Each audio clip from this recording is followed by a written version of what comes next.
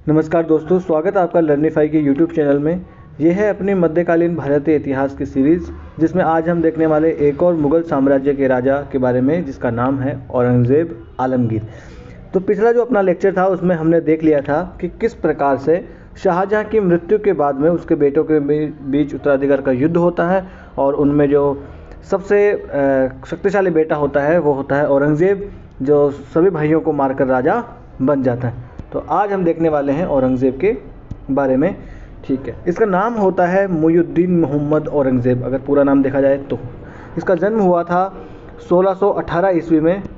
उज्जैन के निकट एक जगह पड़ती है दोहद, वहाँ पर इसका जन्म हुआ था। मुमताज़ महल की संतान थी। बाकी के जो तीनों और लोगों को निपटाया था इसने, वो भी मुमताज़ महल की संतान ही हुआ करती थी। ठीक है, ये पढ़ा लिखा बंदा था। वैसे देखा जाए तो कुरान, अरबी, फ़ारसी, तुर्की और हिंदी भी इसे आती थी। देखिए आप, तो इस प्रकार से पढ़ा लिखा तो था, बहुत सारी भाषाओं का इसे ज्ञान भी था, और साथ ही साथ इसे सैनिक शिक्षा भी मिली थी। जिस प्रकार से हमने अकबर के बारे में देखा था कि उसे फॉर्मल एजुकेशन प्राप्त नहीं होती है, यानी उसे शिक्षा तो प्राप्त नहीं होती है, परंतु अकबर को सैनिक शिक्षा अच्छी खासी प्राप्त होती है। परंतु ये देखिए, इसको भाषाओं वगैरह का भी ज्ञान था अच्छा खासा, और साथ ही सैनिक शिक्षा भी इसे अच्छी खासी प्राप्त हुई थी। अब देखिए, बुंदेलखंड का राजा हुआ करता था जुझार सिंह, है ना। तो जुझार सिंह के विद्रोह का दमन उसने किया था। वीर सिंह बुंदेला हमने देखा था ना, वीर सिंह बुंदेला। तो वीर सिंह बुंदेला सलीम के काल में हुआ करता था। बाद में जुझार सिंह का हमने विद्रोह भी देखा था, शाहजहाँ जब पढ़ रहे थे तब भी। तो जो विद्रोह किया था इसने, जुझार सिंह ने, इसका दमन कौन करता है? इसका दमन औरंगज़ेब ही करता है, औरंगज़ेब को ही भेजा जाता है। फिर हमने देखा था कि दक्षिण भारत का वो गवर्नर भी उसको नियुक्त किया गया था, औरंगज़ेब को। बाद में से गुजरात का भी गवर्नर इसको नियुक्त किया जाता है। ठीक है, ये क्या करता है, अपने भाइयों को निपटाने के बाद में 1658 में अपना एक बार आगरा में राज्याभिषेक करवाता है, और फिर एक बार में इसका मन नहीं भरता, तो 1659 में ये एक बार फिर से दूसरी बार दिल्ली में अपना राज्याभिषेक करवाता है। ठीक है, और अपनी क्या उपाधि धारण करता है? अकल मुजफ्फर आलमगीर। इस उपाधि के साथ वो दूसरी बार फिर से दिल्ली में अपना राज्याभिषेक करवाता है। एक बार में इसका मन नहीं भरता। फिर देखिए, जैसा ही ये राजा बनता है तो सबसे पहले तो ये देखिए अच्छा सा काम करता है कि बहुत सारे जो कर लगे हुए थे ना, जैसे राहदारी कर था। राहदारी मतलब अगर राज्य में से होकर इसके कोई गुजर रहा था तो उसको चुंगी देनी पड़ती थी ना। इस प्रकार के जो कर हुआ करते थे, भूमि कर, गृह कर लगा करते थे, इस प्रकार के 18 कर हुआ करते थे। 18 करों को इसने समाप्त कर दिया। तो लोगों को लगा यार बढ़िया आदमी है ये। ठीक है, ठीक है। उसने फिर देखिए क्या करता है, ये जो सिक्के होते थे, मुद्राएं होती थी इनकी, मुगलों की, वो हम कल का जो लेक्चर होगा उसमें देखेंगे वो। तो उन पे कलमे लिखे होते थे। कलमे क्या होते थे? तो कुरान जो है उनकी आयतें उन पर खुद ही छपी होती थी। तो वो कलमे हुआ करते थे खुदा के नाम पे, उनको इसने लिखवाना बंद कर दिया। क्यों? क्योंकि देखिए वो कलमे उस पर लिखे होते थे, और वो गैर हिंदू लोग भी उसे छूते थे, तो वो अपवित्र हो जाते थे, ऐसा इसका मानना था। तो उसने कलमे छपवाना बंद कर दिया उसमें। ठीक है, यहाँ तक तो ठीक है, कोई नहीं, तेरी भाई इच्छा है, तू राजा है, ये तो कार्य कर सकता है। बाद में इसने क्या, फारस का एक त्यौहार होता है नौरोज, है ना। नौरोज या नवरोज भी कहते हैं, नवरोज या नौरोज, ये फारसी त्यौहार है, भारत में अभी भी मनाया जाता है। और भारत की तरफ से यूनेस्को जो है अपनी, भारत की तरफ से इंटेंजिबल हेरिटेज साइट के अंदर भी यूनेस्को ने इसे मान्यता दे रखी है नवरोज़ त्यौहार को। तो ये नवरोज़ त्यौहार जैसे मनाना ये बंद करवा देता है कि कोई भी मेरी सल्तनत में नवरोज़ त्यौहार जो है वो नहीं मनाएगा, ये बंद करवा देता है नवरोज़ त्यौहार को मनवाना। ठीक है, साथ ही साथ ये प्रजा के चरित्र की निगरानी रखने के लिए कुछ अधिकारी नियुक्त करते हैं, जिनको कहते हैं मुहत्सिब। तो देखिए, मुहत्सिब कौन हुआ करते थे, ये आपको याद रखने है। मुहत्सिब हुआ करते थे कि कुरान के अनुसार जनता कार्य कर रही है कि नहीं कर रही है, धर्म के अनुसार, ये देखने का काम करते थे मुहत्सिब। मुहत्सिब, ये देखिए याद रख लेना, एग्जाम में पूछा जा सकता है कि मध्यकालीन भारत में मुहत्सिब कौन हुआ करते थे। मंडी के वो हुआ करते थे, या गुप्तचर हुआ करते थे, या राजा के सेवक हुआ करते थे, या अंगरक्षक हुआ करते थे, या धर्म का पालन कर रही है कि नहीं जनता, ये देखने वाले होते थे। तो मुहत्सिब जनता जो है कुरान का पालन कर रही है कि नहीं, शरीयत का पालन कर रही है कि नहीं है, उसके अनुसार आचरण कर रही है कि नहीं कर रही है, ये देखने के लिए जो है नियुक्त किया जाते थे। कौन? मुहत्सिब। अब देखिए, पूर्वी सीमांत का युद्ध होता है। पूर्वी सीमांत मतलब, मैं आपको एक बार मैप बना के बता दूं, आपको भारत का मैं चित्र, इसी बहाने आपको कम से कम भारत का चित्र तो याद हो जाएगा।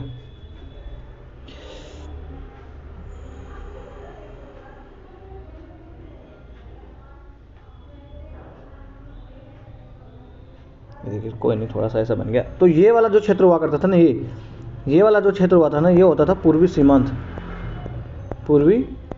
सीमांत क्षेत्र ये हुआ करता था, जिसमें बंगाल वाला इलाका आता था पूरा, है ना, आसाम वाला इलाका आता था। ये वाला जो क्षेत्र हुआ करता था ये आता था किसमें, पूर्वी सीमांत क्षेत्र में, ठीक है। तो यहाँ का राज्यपाल हुआ करता था, बिहार का राज्यपाल दाऊद खान जो था, ये पोलमन को जीत लेता है। फिर देखिए मीर जुमला जो होता है उसको बंगाल का राज्यपाल नियुक्त किया जाता है। मीर जुमला कौन था, हमने कल देखा था गोलकुंडा का प्रधानमंत्री होता है कौन, मीर जुमला। बाद में मैंने आपको ये भी बताया था कि मीर जुमला यानी वहाँ का प्रधानमंत्री और वहाँ का जो राजा था उसके बीच में अनबन हो जाती है, बात बनती नहीं है, इसलिए मुगलों की तरफ हो जाता है। और ये जो कोहिनूर हीरा होता है वो यही भेंट करता है शाहजहाँ को, कौन, ये मीर जुमला ही भेंट करता है, ठीक है। मीर जुमला मुगलों की तरफ हो गया था, तो मीर जुमला को राज्यपाल नियुक्त कर दिया गया, कहाँ का, बंगाल का, ठीक है। अब इसने क्या किया, कूच बिहार को भी जीत लिया और आसाम को भी इसने जीत लिया। और ये तो चीन पर भी आक्रमण करने वाला था, जो आज हमें चीन इतना डराता है ना, इस पर आक्रमण करने वाला था कौन, मीर जुमला बस क्या करे कि जुमला जुमला ही रह गया इसका, ये मर गया, नहीं तो चीन को जीत लेता ये, ठीक है। फिर शाइस्ता खां जो था उसको क्या किया, दक्षिण से बुलाया और बंगाल का नियुक्त कर दिया गया राज्यपाल शाइस्ता खां को, ठीक है। और शाइस्ता खां ने क्या किया, फिर उस काल में वहाँ पर पुर्तगाली और जो बर्मी समुद्री लुटेरे हुआ करते थे उन लोगों का इसने दमन किया। और अराकान के राजा से चटगांव का गांव जो था वो भी इसने प्राप्त कर लिया, उसको भी इसने जीत लिया। चटगांव जो है आज के बंगाल में, जो बांग्लादेश है ना वहाँ पर पड़ता है चटगांव, है ना, चटगांव पोर्ट है बांग्लादेश में, तो उसको भी ये जीत लेता है। अरे पुर्तगालियों के बारे में मैंने बताया था कि शाहजहाँ के काल में भी जो है पुर्तगाली लोग वहाँ पर छेड़खानी करने लगते हैं और फिर उनको हरा दिया जाता है, ठीक है। तो ये हमने देख लिया पूर्वी सीमांत क्षेत्र के बारे में। अब आ जाए उत्तर पश्चिम सीमांत। तो उत्तर पश्चिम कौन सा क्षेत्र होता है, फिर से मैं एक बार आपको भारत का नक्शा बना देता हूँ, कुछ नहीं करना आपको, इसके बारे बना लेना है। ये राजस्थान वाला क्षेत्र हो गया,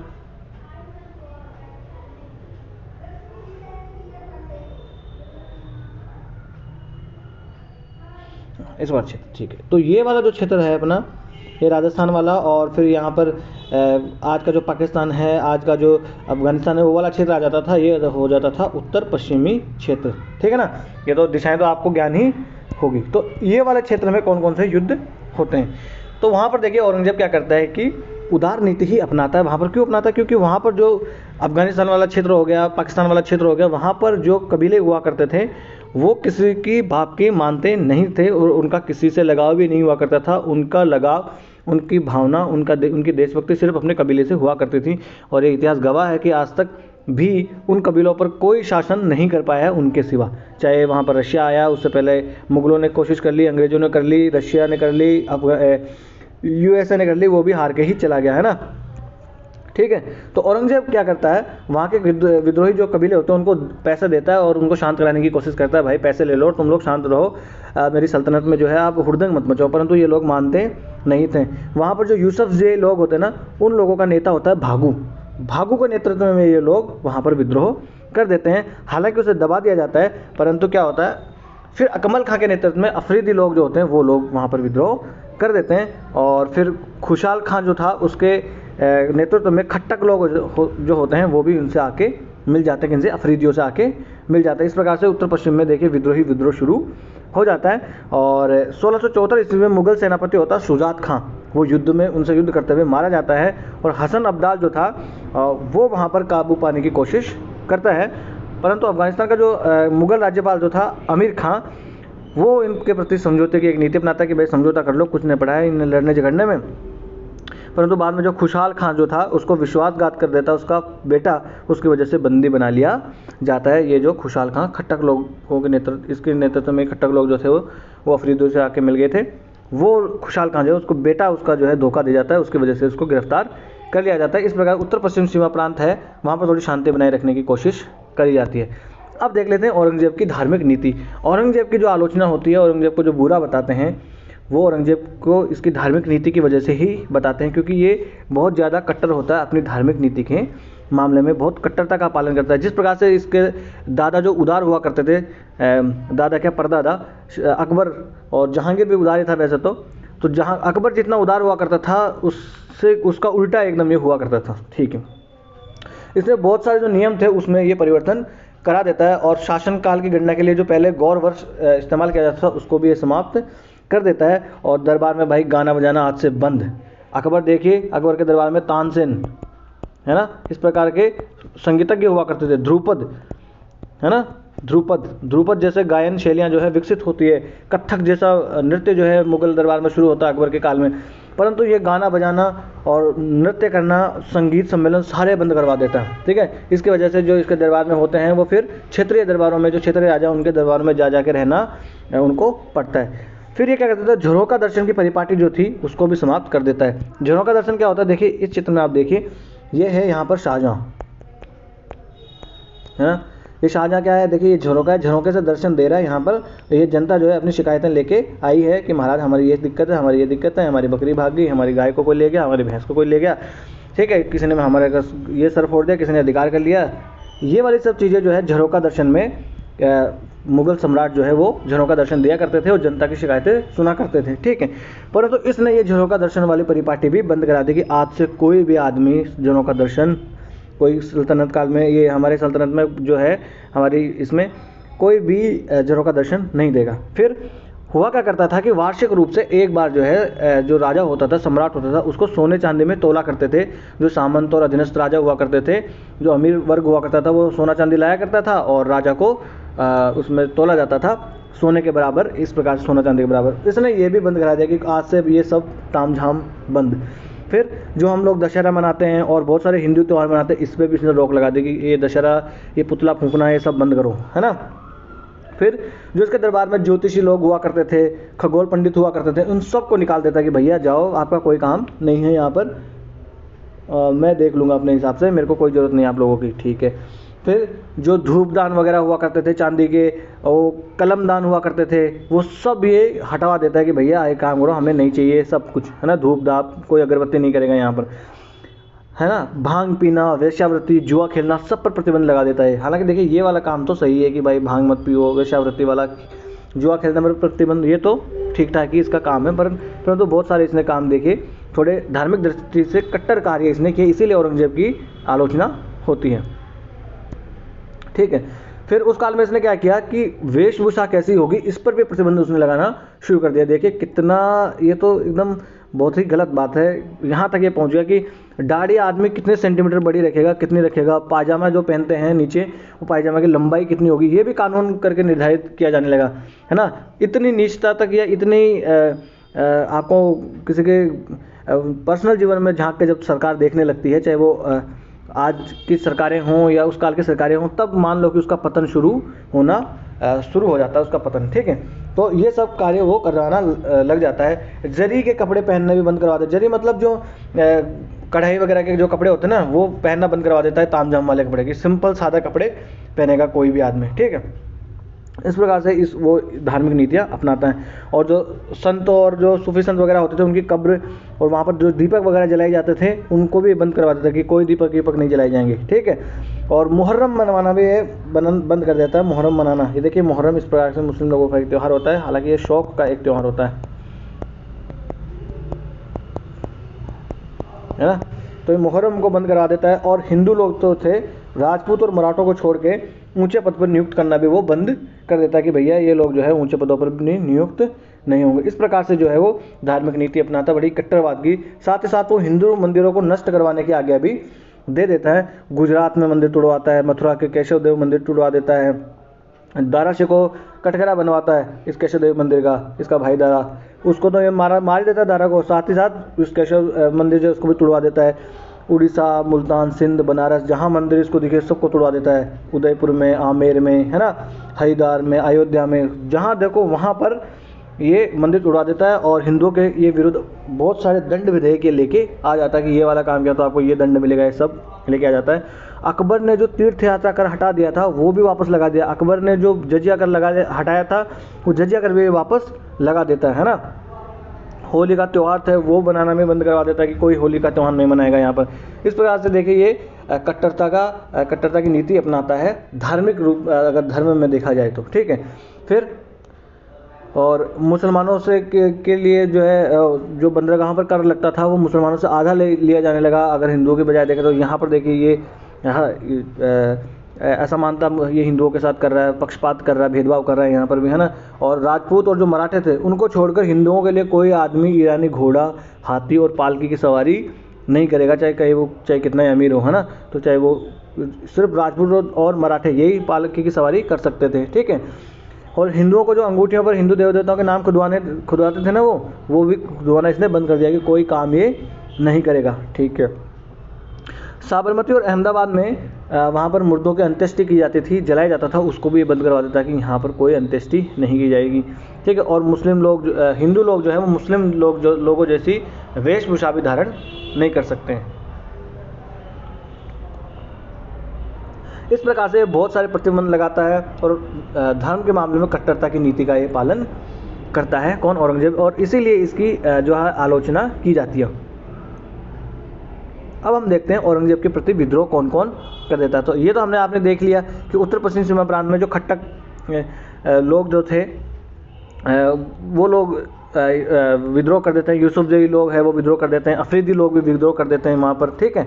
फिर जाटों में क्या होता है कि उस काल में जाट राज्य, एक भरतपुर जगह नाम की जगह है, भरतपुर अगर देखा जाए तो ये अपनी राजस्थान का एक ज़िला है अभी तो, है ना। तो यूपी और राजस्थान के बॉर्डर पर ये पड़ता है। तो यहाँ पर जाट जो है लोग हैं वो स्वतंत्र एक अपने राज्य की स्थापना इस काल में कर लेते हैं। गोकुल जो था इनका नेता, उसके नेतृत्व में विद्रोह कर देते हैं सबसे पहले। फिर राजाराम जो होता है वो इसका नेतृत्व करता है विद्रोह का आगे। उसके बाद चूड़ामण जो जाट होता है वो इसके सैनिक शक्ति में तब्दील करता है और फिर बदन सिंह आगे इसको संभालता है। और बदन सिंह के बाद में राजा आता है महाराजा सूरजमल। और महाराजा सूरजमल एक और महान राजा होते हैं। जब हम पानीपत का तृतीय युद्ध पढ़ेंगे ना, पानीपत का तृतीय युद्ध, उसमें हम देखेंगे ये है महाराजा सूरजमल। जाट महाराजा सूरजमल हैं। तो पानीपत का जो तृतीय युद्ध है उसमें महाराजा सूरजमल जो है इनका योगदान होता है। वहाँ पर क्या योगदान होता है ये जब हम आगे पढ़ेंगे तब देखेंगे। इस प्रकार से जो जाट जो साम्राज्य होता है या जाट लोग हैं उस कम्युनिटी का भी विद्रोह हो जाता है औरंगजेब के काल में। फिर सनातनी लोगों का भी विद्रोह हो जाता है। ये सनातनी लोग जो है ये नारनौल और मेवात का जो क्षेत्र है ना आसपास का, वहाँ पर ये लोग रहा करते थे और ये एक धार्मिक पंथ हुआ करता था सनातनी लोग, ठीक है। मूलतः ये क्या था कि निचली जाति के लोग हुआ करते थे जो कृषि व्यवसाय से जुड़े हुए होते थे। तो औरंगजेब की जो ये नीतियाँ थी ना, इससे ये परेशान आकर ये लोग विद्रोह कर देते हैं। तो सनातनी लोग जो है वो भी विद्रोह कर देते हैं औरंगजेब के काल में। उसके बाद में देखिए बुंदेला राजपूत जो होते हैं वो भी विद्रोह कर देते हैं। वीर सिंह जो बुंदेला जो था, जहांगीर के काल में इनकी बड़ी इज्जत होती है वीर सिंह बुंदेला की, क्योंकि जहांगीर का तो ये दोस्त होता है। इसी जहांगीर के कहने पर ही तो वीर सिंह बुंदेला मार देता है अबुल फजल को। भाई फैजी का छोटा भाई था अबुल फजल जिसने अकबरनामा लिखी, उसको यही तो मारता वीर सिंह बुंदेला, ठीक है। तो उसका उस काल में सम्मान हुआ करता था, परंतु बाद में धीरे धीरे इसके उत्तराधिकारी जो थे उन लोगों को सम्मान मिलना बंद हो जाता है। और शाहजहां के काल में भी मैंने आपको बताया था कि किस प्रकार से जुझार सिंह जो है ये विद्रोह कर देता है, फिर इसके विद्रोह को दबा दिया जाता है। और औरंगजेब आते आते तो इसका विद्रोह और भी बढ़ जाता है, ठीक है। और इसके बाद में जुझार सिंह के बाद में जो है और एक राजा आता है राजा छत्रसाल के बारे में आपने सुना होगा, बाजीराव मस्तानी वाला छत्रसाल। तो छत्रसाल नाम का राजा होता है, वो फिर से वहाँ पर एक अपना स्वतंत्र राज्य स्थापित कर देता है और विद्रोह शुरू कर देता है। बुंदेला राजपूत ही होता है वो भी, है ना। बुंदेलखंड का राजा होता है इसलिए बुंदेला राजपूत हो गए। फिर राजपूत लोगों का विद्रोह हम इसमें देखते हैं। तो राजपूत लोगों के विद्रोह में सबसे बड़ा विद्रोह आता है जोधपुर का जोधपुर का विद्रोह, ये हम देखेंगे। जोधपुर में होता क्या है, जोधपुर का राजा होता है राजशासक जसवंत सिंह। बड़ा ही महान राजा हुआ करता था जसवंत सिंह। और जसवंत सिंह के दरबार में मैं कहानी थोड़ी सी यहाँ पर इनको बता दूँ। जसवंत सिंह के दरबार में एक राजपूत योद्धा हुआ करता था दुर्गादास राठौड़। राजस्थान से जो है वो तो जानते होंगे। तो दुर्गादास राठौड़ जो है इनके दरबार में हुआ करता था। तो दुर्गादास राठौड़ को जसवंत सिंह जी अपने काल में ही कह के जाते हैं कि गढ़ की रक्षा करना तुम्हारी जिम्मेदारी। गढ़ मतलब किला जो था उसकी रक्षा की जिम्मेदारी किसकी है, दुर्गादास की जिम्मेदारी है। कैसे भी करके तुझे दुर्ग की रक्षा करनी है, क्योंकि जसवंत सिंह जो थे वो किनकी सेवा में हुआ करते थे, मुगलों की सेवा में हुआ करते थे। तो इनकी नियुक्ति कहीं ना कहीं मुगल करके रखते थे। इनकी नियुक्ति हुआ करती थी जमरूद में। जमरूद आज के पाकिस्तान में पड़ता है, अगर देखा जाए तो पाकिस्तान में आज का ये पड़ता है जमरूद। वहाँ पर इनकी मृत्यु हो जाती है। अब जैसे ही इनकी मृत्यु वहाँ पर हो जाती है तो इनका उस टाइम पे जब इनकी मृत्यु होती है तब जसवंत सिंह का कोई बेटा नहीं होता है, ठीक है। हालांकि इनकी 2 रानियां जो है वो प्रेग्नेंट उस काल में होती हैं, परंतु इनकी मृत्यु के बाद में इनके पुत्र पैदा हो जाता है अजीत सिंह नाम का, ठीक है ना। अजीत सिंह नाम से इनका पुत्र एक पैदा हो जाता है इनकी मृत्यु के बाद में, परंतु औरंगजेब जो है वो वहाँ पर क्या कर देता है, खालसा घोषित कर देता है किसको, जोधपुर को, और अजीत सिंह को वैध राजा मानने से इनकार कर देता है। हालांकि अजीत सिंह को मारने की भी कोशिश करता है, दिल्ली में इनको कैद कर लिया जाता है अजीत सिंह को और अजीत सिंह की माँ वगैरह यानी जो रानी थी जसवंत सिंह की उनको, परंतु दुर्गादास राठौड़ की सहायता से इनको यहाँ से बचा लिया जाता है और जोधपुर ये पहुँच जाते हैं। परंतु औरंगजेब जो है वो अजीत सिंह को वैध राजा की जो है वो मान्यता प्रदान नहीं करता, इसलिए दुर्गादास राठौड़ जो है वो दुर्गादास राठौड़ के नेतृत्व में जो राठौड़ जो थे जोधपुर के वो विद्रोह कर देते हैं। बाद में ये राठौड़ लोग सिसोदिया लोगों के साथ जो मेवाड़ के थे उनके लोगों के साथ मिलकर भी विद्रोह को आगे बढ़ाने की कोशिश करते हैं। बाद में जहाँ इसका बेटा होता है औरंगजेब का अकबर की सहायता से भी ये विद्रोह करने की कोशिश करते हैं, आगे लड़ाई जारी करने की, परंतु अकबर को भाग जाना पड़ता है, ठीक है, फारस भाग जाता है वो अकबर औरंगजेब के डर की वजह से। और अपना जो बेटा होता है और एक बेटी होती है, बेटी का नाम मेहरुनिसा होता है, मेहरुनिसा, और बेटा भी होता है एक, उसको छोटे छोटे बच्चों को छोड़ के जाता है दुर्गादास राठौड़ के नेतृत्व में ही। और दुर्गादास राठौड़ जो उनको एकदम बढ़िया मुस्लिम धर्म के अनुसार उनकी पढ़ाई लिखाई का इंतजाम करवाता है, उनको कुरान पढ़ना ये सब जो है उनको इंतजाम करवाता है। और बाद में जो है इनके बच्चे औरंगजेब को जब सौंपता है दुर्गादास राठौड़, तो औरंगजेब दुर्गादास राठौड़ से खुश होता है और औरंगजेब कहता है दुर्गादास राठौड़ को कि मांग राठौड़, क्या मांगता है, तू जो मांगेगा वो मैं तुझे आज दे दूंगा, है ना, क्योंकि तूने मेरे पोती पोते की जो है किस प्रकार से जो पालन पोषण किया है हमारे धर्म के अनुसार, हम बड़े खुश हुए कि दुश्मन के बेटों को पोते पोती को तुमने इस प्रकार से पाला है ना। तो बाद में औरंगजेब दुर्गादास तो यही कहता है कि भाई मुझे जो है मेरे राजा जो है अजीत सिंह उनको राजा घोषित कर दो, मगर औरंगजेब के जीते जी औरंगजेब अजीत सिंह को राजा घोषित नहीं करता है और औरंगजेब की मृत्यु के बाद में ही अजीत सिंह को राजा स्वीकार किया जाता है। परंतु जब अजीत सिंह राजा बन जाता है उसके बाद में दुर्गादास राठौड़ को राज्य से निष्कासित कर दिया जाता है, उनको बोल दिया जाता है कि आप चली जाइए। इसलिए बाद में ये दुर्गादास राठौड़ जो है वो जोधपुर से आगे चले जाते हैं। इनकी भी एक थोड़ी दुखद सी कहानी है, ठीक है। इस प्रकार से राजपूत लोगों का विद्रोह हुआ करता था। ये है देखिए वीर दुर्गादास राठौड़, दुर्गादास राठौड़ बहुत प्रसिद्ध हैं ये राजस्थान में, तो पूरे भारत के लिए होनी चाहिए वैसे तो। अब देखिए सिख लोगों के साथ, देखिए जहांगीर के काल में मैंने आपको बताया था कि 5वें गुरु जो है अर्जन देव ने क्या किया था, शहजादा खुसरो का साथ दिया था, इसलिए अर्जन देव को मारना पड़ गया था जहांगीर के द्वारा। उसके बाद में क्या हुआ कि 9वें गुरु आ जाते हैं इस काल तक, औरंगजेब के काल तक, और 9वें गुरु होते हैं तेग बहादुर। ये भी जो है मराठों मुगल जो है इनके प्रति इनकी भी नीति थोड़ी वैसी ही होती है, और ये मुगल होते हैं इनकी नीति भी इनके प्रति थोड़ी आप कह सकते हैं कि तलखी भरी ही होती है, क्योंकि मुगल लोग उनको मुस्लिम बन जाने के लिए उकसाते हैं कि आप मुस्लिम बन जाओ, परंतु वे मुस्लिम धर्म नहीं धारण करते हैं। इसकी वजह से इनको बहुत सारी यातनाएं देकर मार दिया जाता है। इनके बाद में जो 10वें गुरु होते हैं गुरु गोविंद सिंह जी, वो खालसा की स्थापना करते हैं। खालसा मतलब एक सैनिक संगठन की स्थापना वो करते हैं। उसके बाद ये और औरंगजेब की मृत्यु जब इनकी निकट होती है, इसका जब निकट होती है तो ये गुरु गोविंद सिंह को बुलाते हैं दिल्ली कि आप आओ यहाँ और हम लोग जो है कोई हल निकाल लेंगे, परंतु जो है इनको कैद कर लिया जाता है। यहाँ पर बाद में जो है इनकी मृत्यु हो जाती है। गोविंद सिंह एक अफगान आदमी होता है, वो छुरा मार देता है गोविंद सिंह को, इनकी मृत्यु हो जाती है। हालांकि देखिए इनके बाद वाले जो राजा हैं मुगल जो हैं, इनमें सिखों और मुगलों की नहीं बनी, परंतु जब अकबर राजा हुआ करता था तो तीसरे गुरु हुआ करते थे गुरु रामदास जी। उनको 500 बीघा जमीन जो है 500 बीघा जमीन इन्होंने अकबर ने दी थी रामदास जी को। रामदास जी की बेटी के नाम पर भी बहुत सारी ज़मीन जो है अकबर ने दी थी। और आज का जो स्वर्ण मंदिर बना हुआ ना, वो स्वर्ण मंदिर उसी ज़मीन पर बना हुआ जो 500 बीघा ज़मीन अकबर ने दी थी। तो हालांकि अकबर के काल में जो है इनके संबंध बहुत अच्छे हुआ करते थे, परंतु बाद में किन्हीं राजनीतिक कारणों की वजह से इनके संबंध बिगड़ जाते हैं। इसलिए देखिए इनको किसी को सब राजाओं को एक दृष्टि से देखना या एक उससे इनको सबको तोलना वो उचित नहीं है ना। हमें इसको क्या करना है, एक इतिहास के जैसा पढ़ना है, किसी के प्रति द्वेष हमें रखना नहीं है, ठीक है। तो जाटों के विरुद्ध हो गया, बुंदेला जो राजपूत थे उनके विरुद्ध हो गया, उत्तर पश्चिम में देख लिया, यहाँ पर क्या हो गया, सिख लोगों के विरुद्ध देख लिया, राजपूतों का विद्रोह हो गया। अब औरंगजेब क्या करता है, औरंगजेब दक्षिण की नीति इसकी क्या होती है। औरंगजेब के दरबार में राजा होता है राजा जय सिंह, राजा जय सिंह, और इसे ये सवाई जय सिंह की उपाधि भी देता है, क्योंकि इससे पहले जो राजा हुआ करते थे, राजा मान सिंह, मैंने आपको बताया ना, भारमल, भगवंत दास, मान सिंह, वो उन्हीं की पीढ़ी से हुआ करते थे ये जय सिंह। तो जय सिंह को ये सवाई जय सिंह की उपाधि देते हैं, सवाई की उपाधि। सवाई क्यों, क्योंकि इनसे पहले के जो राजा हुआ करते थे उनसे भी ये सवाया हुआ करता था, इसलिए इसको सवाई जय सिंह की उपाधि दे दी जाती है। जयपुर की स्थापना यही करते हैं बाद में, ठीक है। इनको जय सिंह द्वितीय भी कहा जाता है, क्योंकि इनसे पहले एक और जय सिंह हुए थे जिन्हें मिर्जा राजा जय सिंह कहा जाता था, क्योंकि मिर्जा की उपाधि भी मुगलों ने इनको दी थी, ठीक है। अब बीजापुर का शासक होता आदिल शाह, वो संधि का पालन नहीं करता। मैंने जब आपको पिछला लेक्चर पढ़ाया था तब मैंने आपको बताया था शाहजहां के काल में कि बीजापुर के सुल्तान जो होता है वो संधि इनसे कर लेता है, ठीक है।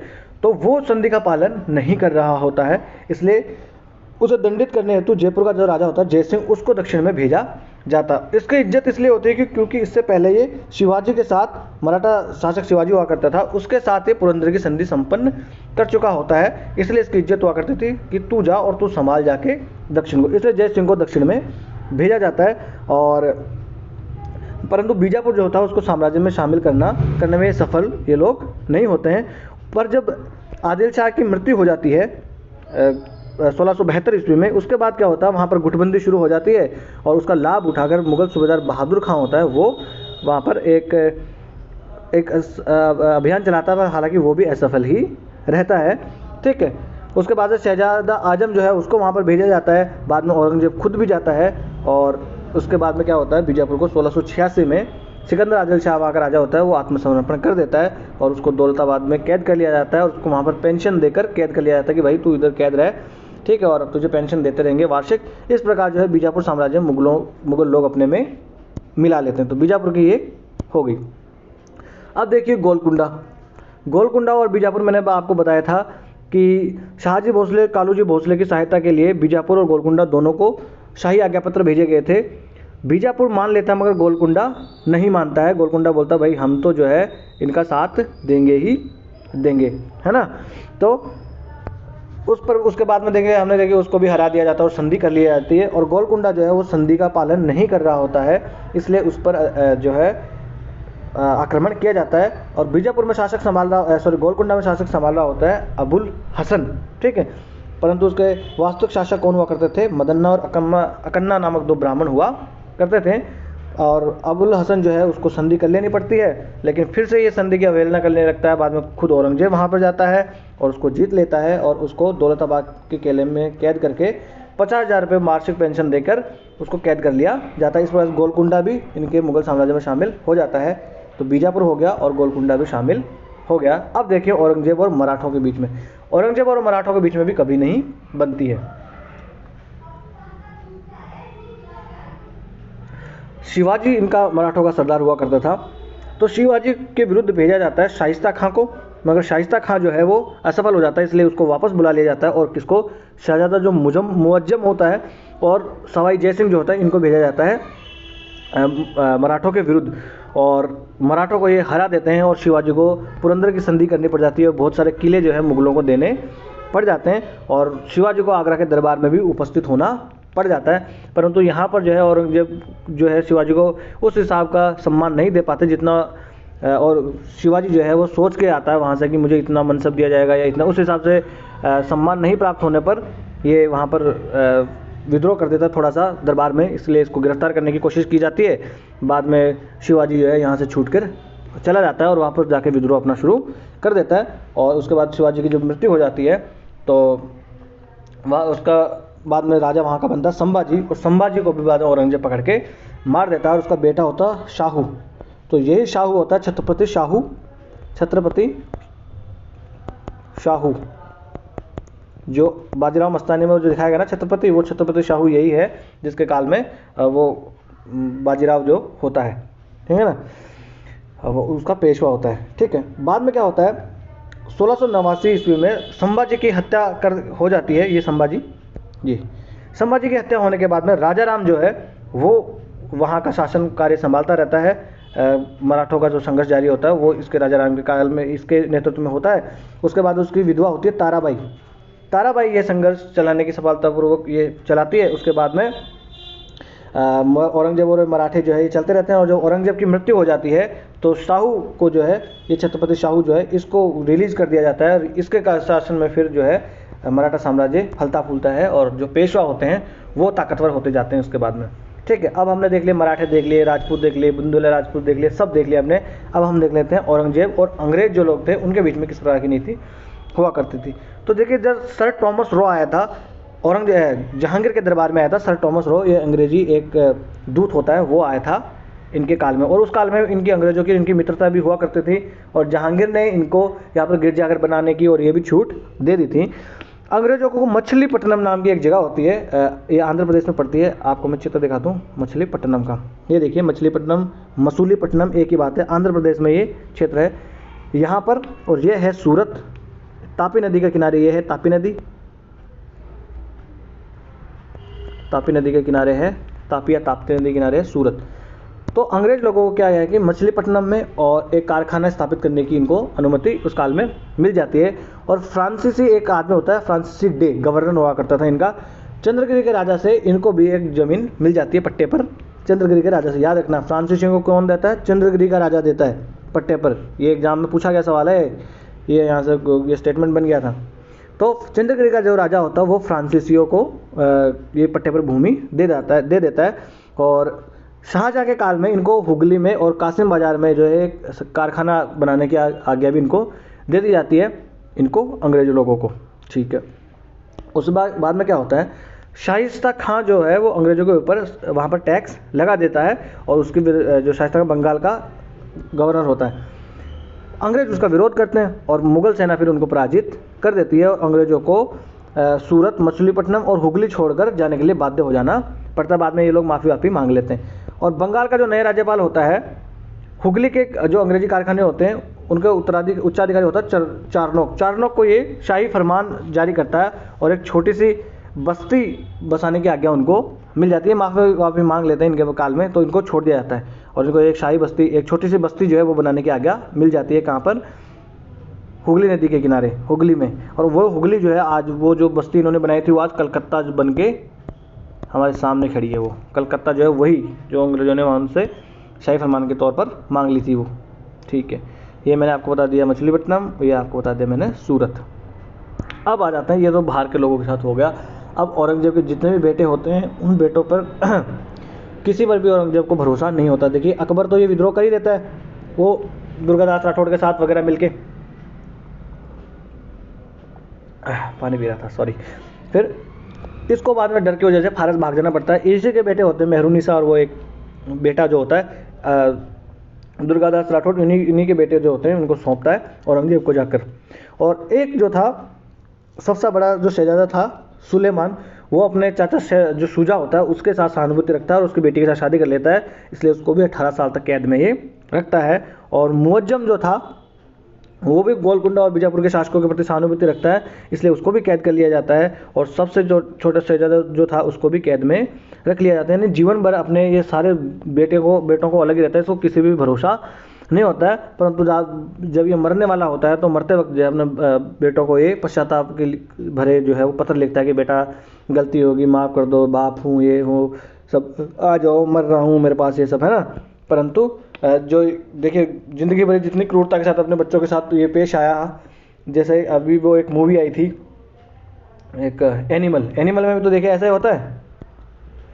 उसमें कुछ ज़्यादा शिक्षा लेने वाली वैसे तो मूवी है नहीं वो, परंतु उसमें इतना सीख सकते हैं कि वो बाप जो है अपने बेटे के साथ गलत व्यवहार कर रहा होता है जीवन भर, है ना। परंतु फिर भी लास्ट में जब उसका बाप मर रहा होता है तो आंखों में आंसू तो सबके आ ही जाते हैं। सेम इसी प्रकार इसके साथ भी हुआ था कि जब मर रहा होता है तो इसके पत्रों को पढ़कर कोई भी आदमी जो है दुखी तो हो ही जाता। तो इस प्रकार से औरंगजेब ने नीति अपनाई, और इसकी आलोचना किसकी वजह से होती है? इसकी जो धर्मांध नीतियाँ होती हैं ना, उसकी वजह से इसकी आलोचना होती है। औरंगजेब के बारे में इतना जानना काफ़ी है, इससे ज़्यादा सवाल नहीं बनेगा। जो पुर्तगाली अंग्रेज लोग थे ना, ये मछलीपट्टनम, सूरत, ये वाली जगह आपको याद रख लेनी है। चंद्रगिरी के राजा ने फ्रांसीसी लोगों को पट्टे पर भूमि दी थी, ये वाली छोटी चीज़ें आपको याद रख लेनी है। और आज का लेक्चर हम यहीं समाप्त करते हैं। कल का जो लेक्चर होगा उसमें हम पूरे ओवरऑल मुगल साम्राज्य के जो प्रशासनिक जो व्यवस्था किस प्रकार से थी, सामाजिक व्यवस्था किस प्रकार से थी, राजनीतिक कैसे थी, ये सब चीज़ें हम कल के लेक्चर में देख लेंगे और इस प्रकार से मुगल साम्राज्य की हम समाप्ति कर देंगे। आज का लेक्चर जो है यहीं समाप्त करते हैं। इस लेक्चर की अगर आपको PDF चाहिए तो आप जाइए लर्निफाई अनलॉकिंग नॉलेज के नाम से टेलीग्राम पे अपना चैनल है, यहाँ से आप स्कैन कर सकते हैं। वीडियो अगर आपको अच्छा लगा हो तो लाइक कीजिए और चैनल को सब्सक्राइब कर लीजिए। और अगर आपको कोई सलाह लेनी हो या कोई सलाह देनी हो तो आप हमें कमेंट्स बॉक्स में लिख सकते हैं और बड़े ही लोकतांत्रिक ढंग से हम अपने इस छोटे से परिवार को आगे बढ़ाएंगे। नमस्ते, धन्यवाद।